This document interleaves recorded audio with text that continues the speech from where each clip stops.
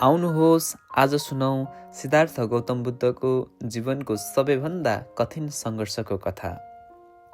जब राजकुमार सिद्धार्थ गौतमले आफ्नो पत्नी यशोधरा, छोरा राहुल र समृद्ध जीवन छोडेर रातको अँध्यारोमा महलबाट निस्किए, त्यो क्षण मात्र त्याग थिएन, त्यो थियो एक महान खोजको आरम्भ, जहाँ युद्ध अरूसँग होइन, आफूभित्र रहेको लोभ, मोह, भ्रम र भयहरूसँगको थियो।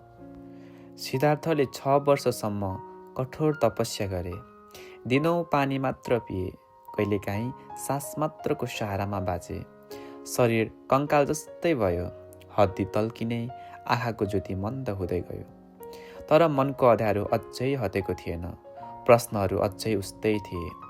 जीवनको दुःखको अन्त कहाँ छ? के यो बाटोले मुक्ति दिन्छ? एक दिन उनी निराश भएर नदीको छेउमा बसे।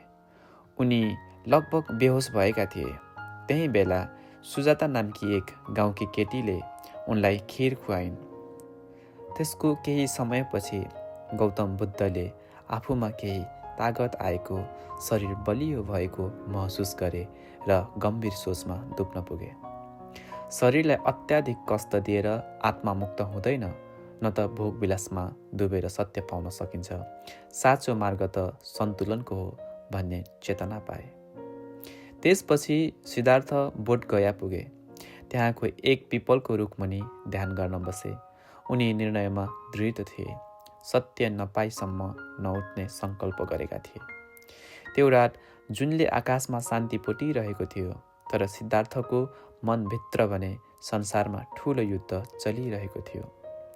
त्यही रात प्रकट भयो मारा, अहङ्कार, मोह, क्रोध, लोभ र भयको प्रतीक। उसले सिद्धार्थलाई विचलित गर्न सुन्दर अप्सराहरू पठायो।